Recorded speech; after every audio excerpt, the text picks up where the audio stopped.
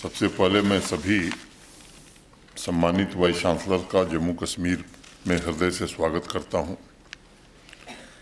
वर्तमान परिप्रेक्ष्य में नवनियुक्त वाइस चांसलर्स का यह राउंड टेबल इस वर्ष Y20 समिट और आदरणीय राष्ट्रपति जी के दीक्षांत समारोह में उपस्थिति के पश्चात यूनिवर्सिटी ऑफ कश्मीर का सबसे महत्वपूर्ण कार्यक्रम मैं मानता हूँ, जहाँ वर्तमान एजुकेशन सिस्टम तथा भविष्य की चुनौतियों को ध्यान में रखते हुए आप सभी अपने आइडियाज़ और ओपिनियन शेयर करेंगे तथा फ्यूचरिस्टिक कोलैबोरेशन का एक मैकेनिज्म तैयार करेंगे।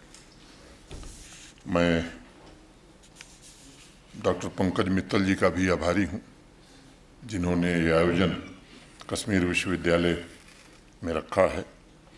अगर ऐतिहासिक दृष्टिकोण से देखा जाए तो किंग आर्थर जब राउंड टेबल मीटिंग्स की शुरुआत की जब उन्होंने, तब उसकी कुछ परिकल्पना समुद्र मंथन जैसी थी, ताकि सभी बैरन की चर्चा से समाज मानवता के लिए कुछ नए विचार निकल सके।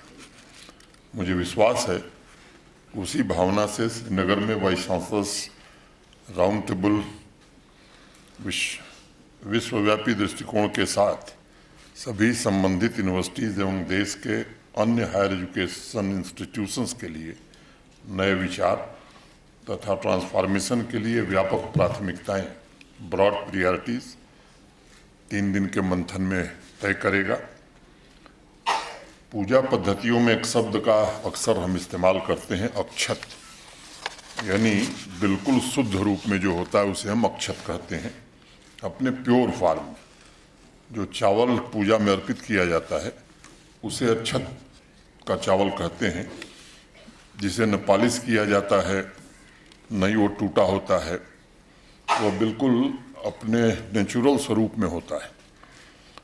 और मेरी अपेक्षा होगी कि इस राउंड टेबल में बिल्कुल 2 टूक बातें हों, बिना परिष्कृत किए चीज़ों को जस का तस सामने रखा जाए, ताकि जिस उद्देश्य के साथ 17, 18 और 19 अक्टूबर को चर्चा हो रही है उससे पूरे देश की एकेडमिक कम्युनिटी लाभान्वित हो सके।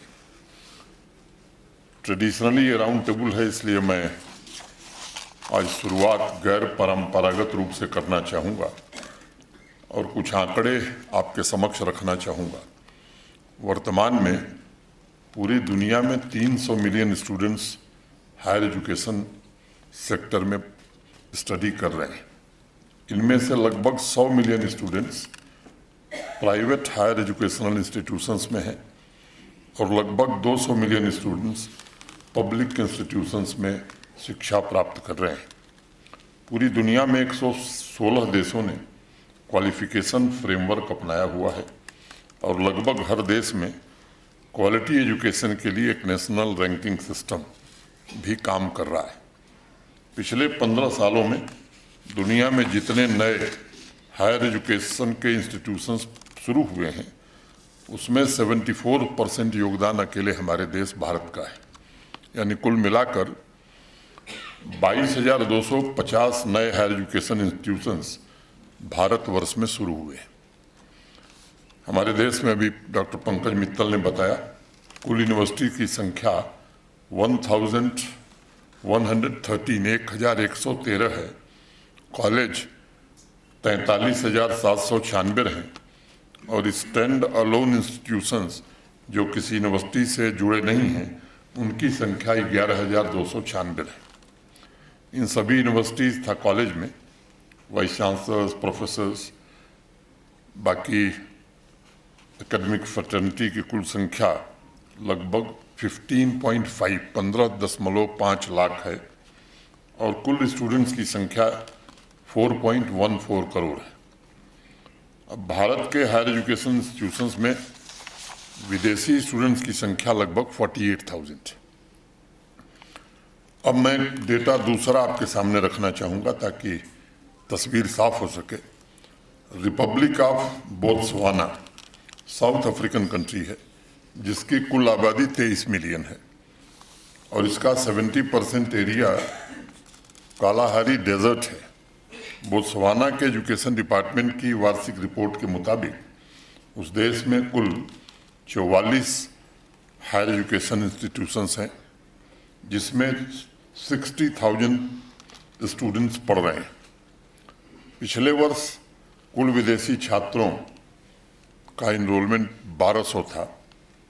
इस 1200 में दूसरे सबसे ज़्यादा विदेशी स्टूडेंट्स करीब 200 भारत से ही थे।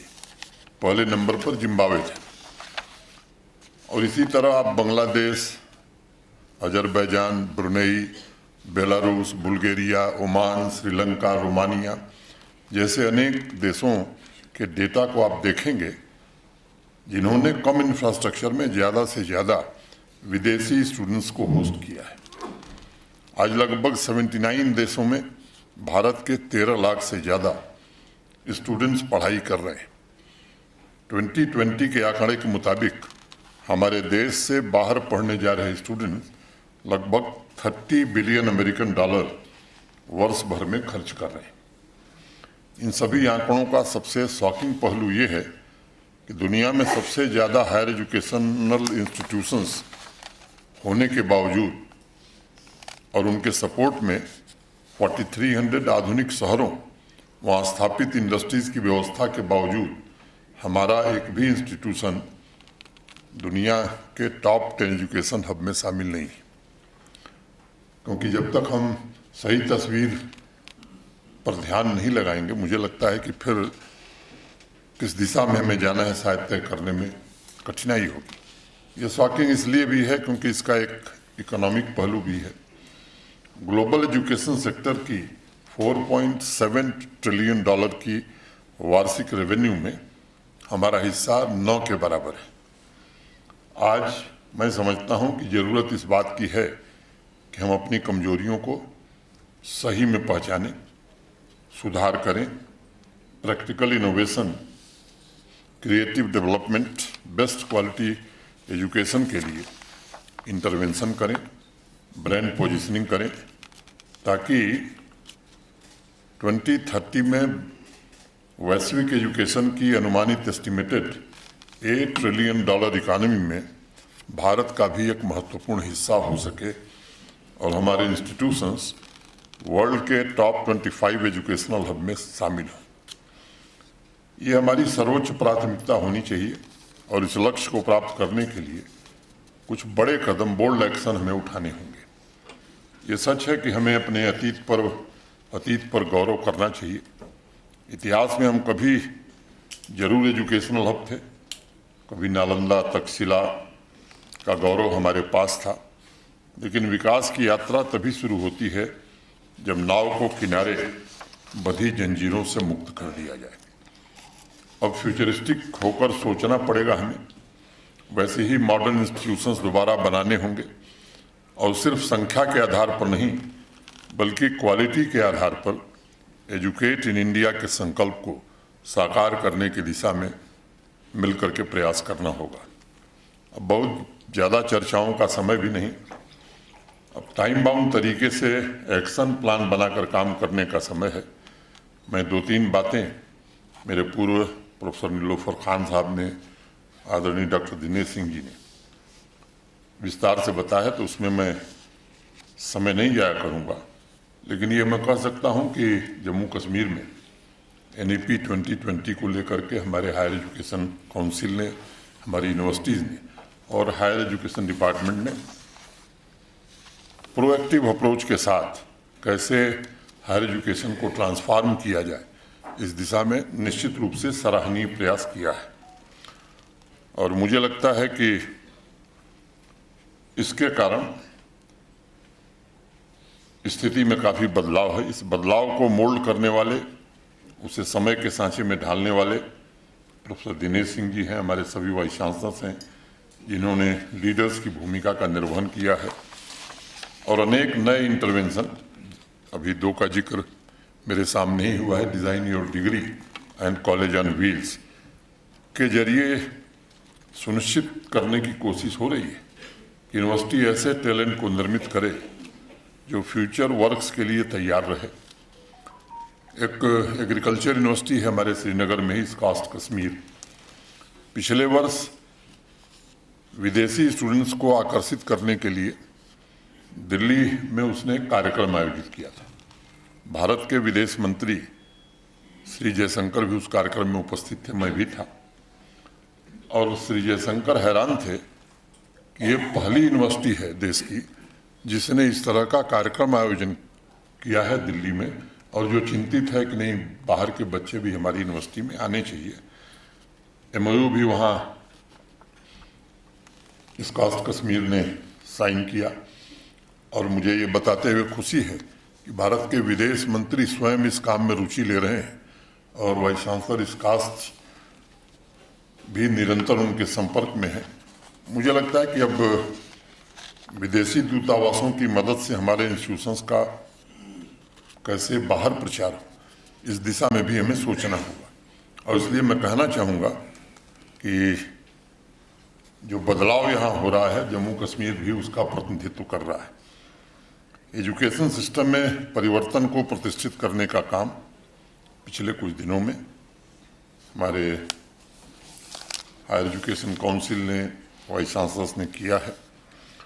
देश की संस्कृतियों, मूल्यों और परंपराओं की संतुलित शक्ति के साथ भावी ह्यूमन कैपिटल विकसित करने तथा भारत के निर्माण में कैसे योगदान दिया जा सके, ये एक महती जिम्मेदारी सभी सम्मानित वाइस चांसलर की है। डॉक्टर पंकज मित्तल जी ने 9 विषयों पर होने वाली चर्चा का एजेंडा भेजा है। एजेंडे ने उन सभी संभव विषयों को कवर करने का प्रयास किया है जो प्रश्नों के रूप में आज लगभग सभी यूनिवर्सिटीज़ के सामने उपस्थित है। एजेंडा पढ़कर किसी को भी अच्छा लगेगा, क्योंकि किसी भी समस्या का समाधान तभी ढूंढा जा सकता है जब पहले हम ये स्वीकार करें कि वाकई में कोई समस्या है। यूनिवर्सिटी कैंपस में अनेक साल हमने भी गुजारे हैं। टेबल के उस तरफ भी बैठ कर के करीब से इसको देखा है, समझा है। अनेक दशकों तक यूनिवर्सिटी की घड़ी और रियल वर्ल्ड की घड़ी अलग अलग टाइम जोन में चलती रहती है। ये कहना ज़्यादा मुनासिब होगा कि दोनों में कोई संबंध ही नहीं रहा है। ये सच्चाई है कि यूनिवर्सिटी और रियल वर्ल्ड में मौजूद घड़ी खाई की वजह से जब स्टूडेंट कन्वोकेशन के बाद बाहर जाता था तो उसे एक झटका सा लगता था। अनेक पीढ़ियों को यह सौभाग्य था कि उस समय सरकारी नौकरी के लिए इतने जद्दोजहद नहीं करनी पड़ती थी। जिसने PhD वगैरह कर ली उसे तो नौकरी की समस्या ही नहीं उस जमाने में हुआ करती थी। लेकिन सच्चाई यही है कि अगर वो प्राइवेट सेक्टर में जाते थे, एंटरप्रेन्योर बनने की कोशिश करते थे, तब मुश्किलों का सामना उन्हें करना पड़ता था। उस पीढ़ी के हमारे पास अनेक ऐसे उदाहरण हैं कि अपने व्यक्तिगत संकल्पों, समर्पण और त्याग के द्वारा उन लोगों ने सरकारी सिस्टम से अलग हटकर अपना खुद का वजूद स्थापित किया। हमने उस व्यवस्था को परिवर्तित करने में काफ़ी देर की। प्रधानमंत्री जी का मैं शुक्रगुजार हूँ और आज हमें राउंड टेबल आयोजित करके इस बदलाव को और रिफाइन करने पर विचार करने के लिए आप सब एकत्रित हैं। मैं एक बात जरूर कहना चाहूँगा कि यूनिवर्सिटी को भविष्य में रिलेवेंट रहने के लिए एक विशाल प्राइवेट कारपोरेशन की तरह काम करना चाहिए, जिसमें हर एक डिपार्टमेंट, इंडिविजुअल यूनिट अलग अलग पार्ट की तरह अपनी भूमिका का निर्वहन करें, लेकिन एक कंप्लीट ऑर्गेनिक मैकेनिज्म भी तैयार करनी होगी। हर एक सेक्टर में बदलाव की स्पीड पहले की अपेक्षा कई गुना तीव्र हो गई है और उसके साथ सामंजस्य बैठाने के लिए सबसे बड़ा रिवोल्यूशन यूनिवर्सिटी कैंपस में ही हो सकता है। राष्ट्रीय शिक्षा नीति के पहले तक एजुकेशन का उद्देश्य किसी तरह समाज की आवश्यकताओं की पूर्ति की जा सके, न कि उसका लक्ष्य भविष्य की आवश्यकताओं की पूर्ति हो, ये था नहीं। अगर भविष्य की आवश्यकताओं की पूर्ति करनी है तो यूनिवर्सिटी और कॉलेज को लीन और फ्लेक्सिबल होना पड़ेगा। एक के बाद एक डिपार्टमेंट्स की लेयर्स हमने इकट्ठा कर रखी हैं। घुमा फिरा कर हर एक डिपार्टमेंट दूसरे डिपार्टमेंट के 3-4 कोर्स पढ़ा रहा है। कंप्यूटर साइंस का अलग डिपार्टमेंट है, मैथ का अलग है, डिज़ाइन अलग है। साइबर सिक्योरिटी अलग है। अब समय आ गया है कि इन प्रश्नों पर हमारे एकेडमिशियंस कि साइलोज में खड़े स्ट्रक्चर्स और स्टूडेंट्स के बैगेज को कम करने का प्रयास, ये समय की सबसे बड़ी आवश्यकता है। डिज़ाइन और डिग्री जैसे कार्यक्रम इस दिशा में नया रेवोल्यूशन ला सकते हैं। इंटरडिसिप्लिनरी एजुकेशन का ऑप्शन राष्ट्रीय शिक्षा नीति के द्वारा प्रदान किया गया है। उससे सालों से रुके हुए रिफॉर्म को जमीन पर लागू करने की जो दीवारें खड़ी हैं, उन्हें तोड़ने में मदद मिल रही है। यूनिवर्सिटी पर न सिर्फ फाइनेंशियल बोझ कम होगा इससे, बल्कि लक्ष्य भी स्पष्ट होंगे।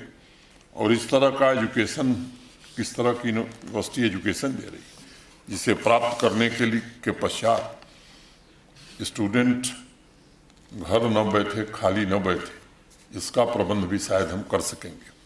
सच्चाई ये है कि अभी तक लक्ष्य हमने स्पष्ट रूप से निर्धारित नहीं किए थे। हम सिर्फ आउटडेटेड सिलेबस पूरा करके एग्ज़ाम लेकर डिग्री दे रहे थे। अब ये व्यवस्था जितनी जल्दी हम बदल सकेंगे, मुझे लगता है उतनी जल्दी विकसित भारत बनाने में सबसे बड़ा योगदान एजुकेशन सेक्टर दे सकेगा। पिछले वर्ष 1000 के आसपास भारतीय स्टूडेंट फिनलैंड पढ़ाई करने गए। मुझे लगता है कि जम्मू कश्मीर से भी आधी आबादी वाले उस देश में आजकल ज़्यादा स्टूडेंट्स इसलिए जा रहे हैं क्योंकि वहाँ के हायर एजुकेशन इंस्टीट्यूशंस ने स्टूडेंट्स को कस्टमाइज्ड एजुकेशन प्रदान करने की व्यवस्था की है। वहाँ उन्होंने हर एक महत्वपूर्ण सब्जेक्ट को 3-3 हफ्ते के मॉड्यूल में कैटेगराइज किया है। अगर कोई स्टूडेंट कंप्यूटर साइंस, मैकेनिकल या सिविल इंजीनियरिंग में दाखिला ले रहा है तो सभी को 3 हफ्ते के लिए टास्क दिया जाता है कि आप स्क्रैच से एक बिजनेस मॉडल बनाकर दिखाइए। स्टूडेंट के दिमाग में पहले ही ये बात भर दी जाती है कि आप एक नई कंपनी शुरू करने वाले हैं और फिर 3 हफ्ते उसकी डिजिटल मार्केटिंग आपको करनी है। 1.5 महीने में स्टूडेंट का वर्ल्ड व्यू ही चेंज हो जाता है। वह क्लासरूम स्टडी को भी प्रैक्टिकल तरीके से सोचने लगता है। फिर उसे मैथ सब्जेक्ट से संबंधित course, product management, data science, super city structure, social science, psychology, telecom जैसे सब्जेक्ट भी 3-3 हफ्ते के मॉड्यूल के रूप में पढ़ाए जाते हैं। उन्होंने सभी इंस्टीट्यूशंस में टेक्नोलॉजी, डिज़ाइन और बिजनेस को फ्यूज़ कर दिया है। और इसलिए आपने गौर किया होगा कि टेलीकॉम के एंड टू एंड सॉल्यूशन तथा मोबाइल मैन्युफैक्चरिंग में एक समय में फिनलैंड दुनिया के अन्य देशों से बहुत आगे था। अगर आप सभी सहमत हों तो उसकी प्रैक्टिकलिटी स्थानीय परिप्रेक्ष्य में सॉलिड है, स्टूडेंट्स की एस्पिरेशंस के मुताबिक है, तो इस मॉड्यूलर सिस्टम को क्या हम अपना सकते हैं? मुझे यकीन है आने वाले 3 दिनों में आप इन सब विषयों पर चर्चा करेंगे। मैं जानता हूं कि हमारी स्टूडेंट पॉपुलेशन ज़्यादा है, इसलिए शायद कुछ लोग सोचेंगे कि फिनलैंड से तुलना करना ठीक नहीं है। लेकिन सच तो यह है कि क्लासरूम में 5 स्टूडेंट हो या 50, उससे क्लासरूम या यूनिवर्सिटी के वैल्यूज़ में अंतर कैसे आ सकता है, उसकी क्वालिटी में फ़र्क कैसे पड़ सकता है। अगर हम भारत को विकसित देश की श्रेणी में देखना चाहते हैं तो यूनिवर्सिटी कैंपस को हार्ड डिसीजन लेने होंगे।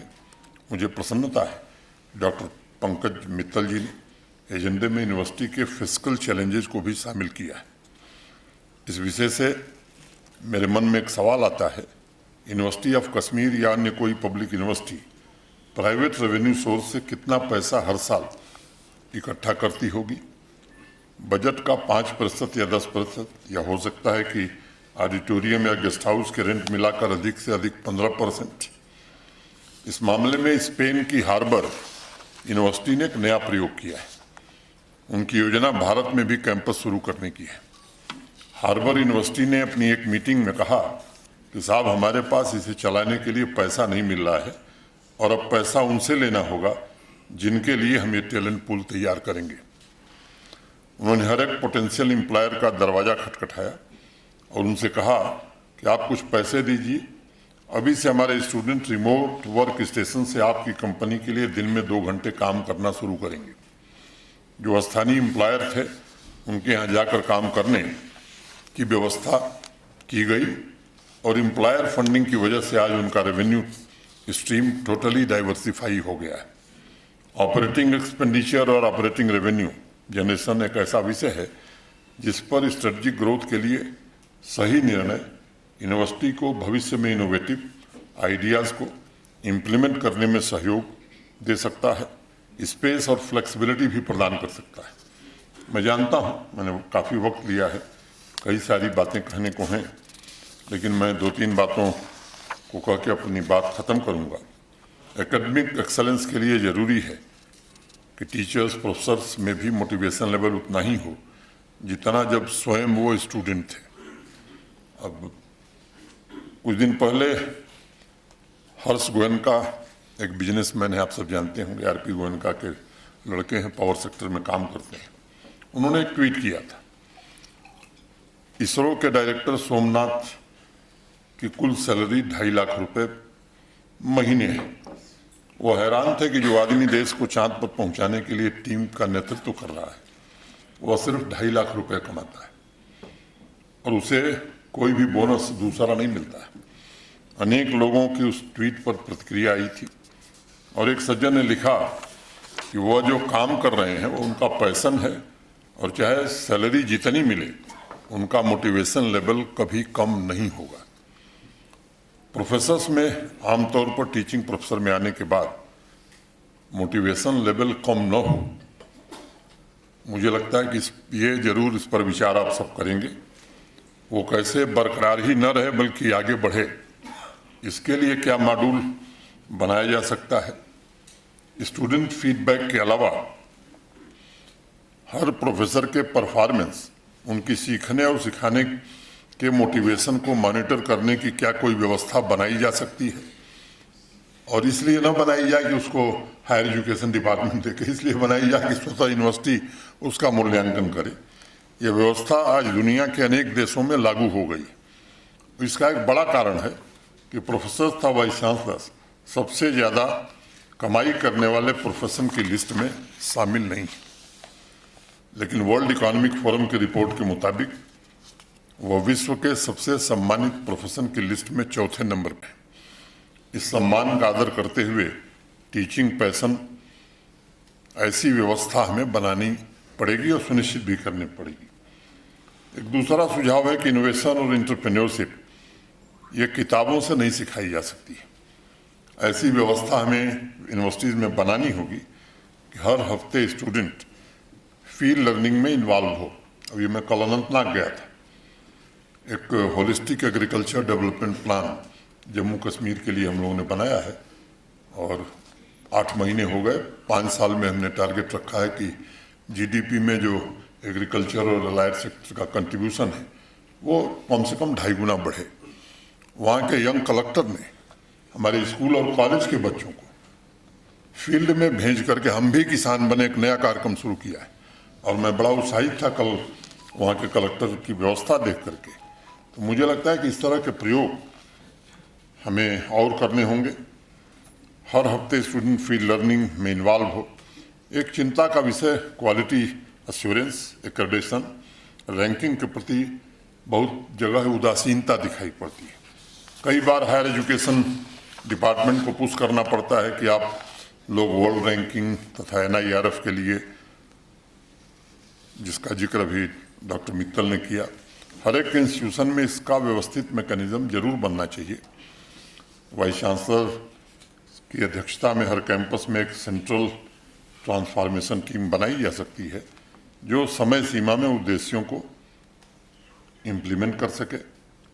मित्रों, विश्व में हर हफ्ते बड़ा बदलाव हो रहा है और यह बदलाव लीनियर नहीं है बल्कि एक्सपोनेंशियल है और उसी के अनुरूप यूनिवर्सिटी को बदलना होगा और अन्यथा हम इरेलेवेंट हो जाएंगे और ये कड़वी सच्चाई है, इसे हमें स्वीकार करना चाहिए। आज अनेक विदेशी विश्वविद्यालय भारत आना चाहते हैं क्योंकि उन्हें लगता है कि उनके पास एजुकेशन का जो डिसरप्टिव मॉडल है वो वर्तमान की ज़रूरतों के मुताबिक है। अब केवल ये संतोष और प्रसन्नता का विषय नहीं है। फिर हमारी प्रासंगिकता क्या रहेगी? आज नहीं, आने वाले कुछ वर्षों में खतरा हमारे ऊपर मंडराने वाला है। मुझे लगता है कि यही समय है, सही समय है, जब हम सब अपने क्लासरूम में बदलाव करें, कैपेबिलिटी बिल्ड करें, ताकि आने वाले कंपटीशन में भी हम खड़े रह सकें और जो ख्याति हमारी रही है पूरी दुनिया में, मुझे लगता है कि उस ख्याति को, उस गौरव को फिर से हम प्राप्त कर सकें। यही निवेदन करता हुआ मैं फिर से आप सबका स्वागत करता हुआ और दिनेश सिंह जी के प्रति हृदय से आभार व्यक्त करता हुआ अपनी बात में पूरी करता हूँ। धन्यवाद। जय हिंद।